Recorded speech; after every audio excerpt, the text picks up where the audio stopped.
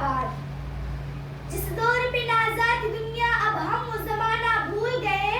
جس دور پہ نازا تھی دنیا اب ہم وہ زمانہ بھول گئے. اوروں کو جگانا یاد رہا خود ہوش میں آنا بھول گئے. منہ دیکھ لیا آئینے میں پر داغ نہ دیکھا سینے میں. منہ دیکھ لیا آئینے میں پر داغ نہ دیکھا سینے میں. دل ایسا لگایا جینے پڑنے کو مسلمان ہو گئے.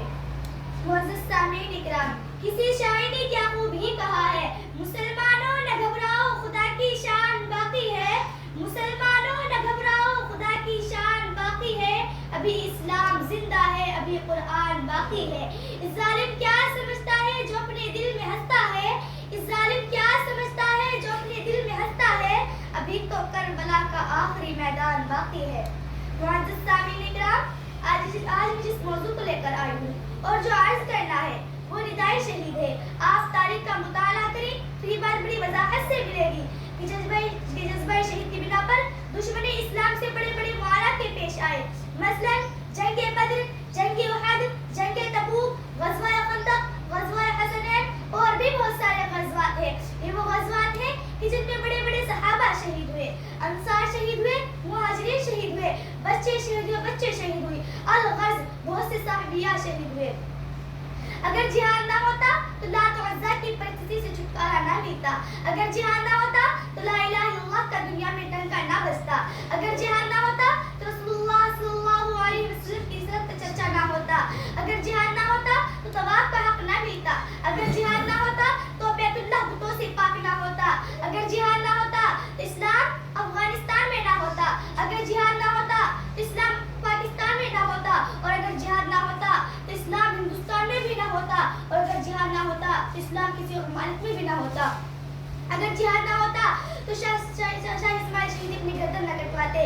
الذین جاہدوا فینا لہدینہم سبلنا کو مد نظر رکھتے ہوئے اسلام کی ابتدائی دور کا مطالعہ کیجیے اور دیکھیے کہ جب صحابہ کو بھروسے بے گھر کیا جا رہا تھا، جب صحابہ کے باغات پر قبضہ کیا جا رہا تھا، جب صحابہ کی عورتوں اور بیٹے کو ذبح کیا جا رہا تھا، ان حالات سے صحابہ کرام دو چار تھے.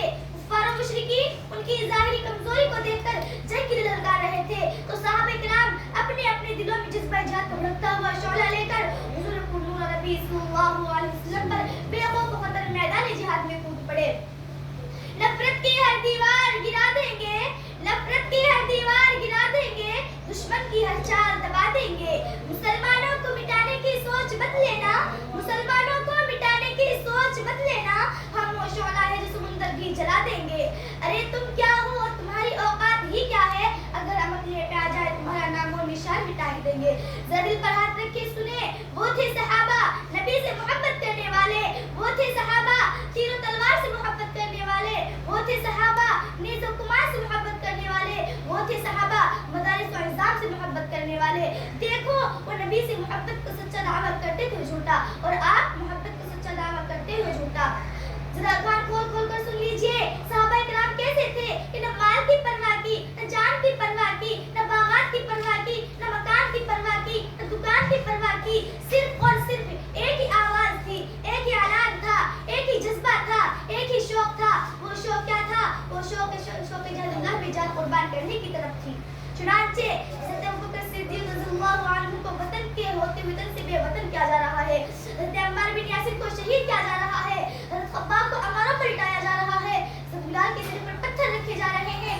دیکھتے ہی دیکھتے باری آتی ہے حضور نور نبی صلی اللہ علیہ وسلم کے چچا حضرت حمزہ کی. وہ آپ کی خدمت میں آتے ہیں اور عرض کرتے ہیں کہ اے میرے پیارے بھتیجے، اے میرے لاڈلے بھتیجے، اب صبر کا پیمانہ لبریز ہو چکا ہے، امت و بازو جواب دے چکی ہے، اس لیے مجھے اجازت دیجیے کہ میدان کارزار کی طرف جا کر جامع شہادت نوش کر لوں. سرکار دو عالم صلی اللہ علیہ وسلم فرماتے ہیں کہ چچا تھوڑی دیر رک جائیے. سیدنا حمزہ عرض کرتے ہیں اے میرے پیارے بھتیجے، اے میرے چہیتے بھتیجے، آپ ہر ایک کو اجازت دے رہے ہیں، آخر مجھ کو اجازت کیوں نہیں دیتے؟ آپ صلی اللہ علیہ وسلم فرماتے ہیں کہ آپ تو میرے ابو کی جگہ ہیں، حتیٰ کہ ایک موقع پر آپ نے تو کہا تھا اے محمد صلی اللہ علیہ وسلم گھبرانے کی کوئی ضرورت نہیں، جب آپ اپنے ابو کی ادا کریں تو آپ مجھ کو دیکھ لیا کریں، کیونکہ آپ کو ابو کا چہرہ اللہ نے جیسا بنایا تھا. تو حضور صلی اللہ علیہ وسلم اجازت دیتے ہیں. حضرت حمزہ کی الغرض سیدنا حمزہ کی طرف کو دیکھ کر، آرزو کو دیکھ کر، بہادری کو دیکھ کر، اچھائی کو دیکھ کر، سچائی کو دیکھ کر، دیانت کو دیکھ کر حضور نبی صلی اللہ सल्लल्लाहु अलैहि वसल्लम जन्नत देते हैं। हज़रत हमज़ा मैदान कारगिल की तरफ चल पड़ते हैं। एक वक्त आता है किसी तरह शहीद हमज़ा हो जाते शहीद शुदा और हमज़ा शहीद हो जाते हैं। तो सरकार दो आलम सल्लल्लाहु अलैहि वसल्लम फरमाते हैं कि ए मेरे परवरदिगार, मेरे चचा की लाश का क्या हाल कर दिया गया। मुसलमानों, हज़रत हमज़ा के पांव काट दिए गए, उंगलियां काट दी गई, ज़बान को निकाल दी गई, आंख और कान काट दिए गए, अलगज़ पूरे जिस्म के टुकड़े टुकड़े कर दिया, पहचानने के काबिल नहीं रहने दिया गया, कोई शनाख्त बाकी नहीं रहने दी गई। तो इसी दौरान हज़रत हमज़ा की बहन वहां पहुंचती है, जिन्हें देखकर रसूलुल्लाह सल्लल्लाहु अलैहि वसल्लम बेचैन हो जाते हैं और सोचने लगते हैं कि हज़रत हमज़ा की यार मिर्जा ने क्या क्या करेगी, आंसू बहाएगी, अफसोस करेगी, सीना चाक करेगी, मगर कुर्बान जाए मुजाहिद बन बैठकर कि देखकर ना रोई ना चिल्लाई, बल्कि सब्र इस्तकामत हिम्मत और हौसले के साथ कहने लगी, जाओ मेरे भाई, जन्नत के मेरे इंतजार में है। रसूलुल्लाह सल्लल्लाहु अलैहि वसल्लम अपने चचा की शान में फरमा रहे हैं कि सय्यदुश शुदा हमज़ा। एक मर्तबा ऐलान जिहाद होता है, सहाबा किराम जंग की तैयारियां कर रहे थे।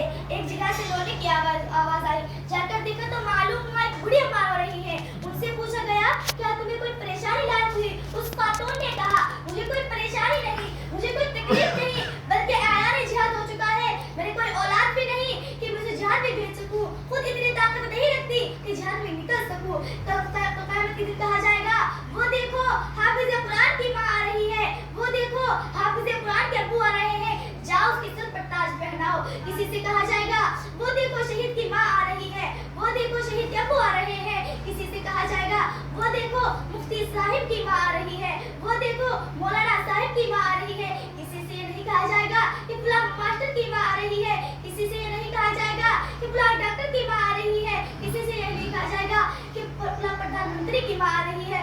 तो मेरे भाइयों को औरत कहने लगी कि मैं तो महरूम रह गई, अगर कल क़यामत के दिन अल्लाह के मुकाम में कोई दरबार मुकाम ने मिला तो जिंदगी से क्या फायदा। फिर अचानक तदबीर ज़हन में आई कि अपने थोड़े से सर से बाल काटकर जनाब रसूलुल्लाह सल्लल्लाहु अलैहि वसल्लम की खिदमत में हाजिर हुई और कहने लगी, ए नबी, इन्हें कबूल कर लीजिए, इन्हें किसी घोड़े की रस्सी में शामिल कर लीजिए ताकि मेरा भी हिस्सा जिहाद में शामिल हो, मैं भी कह सकूं, ए अल्लाह, जब तेरी कुर्बानी का वक्त आया था तो मैंने भी अपने सर से थोड़े से बाल दिए थे, मैंने भी उंगली कटाकर शहीदा में नाम लिखवाया था। अल्लाह ताला हम सबको जिहाद की हिम्मत नसीब फरमाए। जब हाथ उठाना दुआ के लिए हमें न भुलाना खुदा के लिए, जब हाथ उठाना दुआ के लिए हमें न भुलाना खुदा के लिए, क्या पता हमारे नसीब में खुशियां मुंतज़िर हो आपकी दुआओं के लिए। वाखिर दावाना अल्हम्दुलिल्लाह।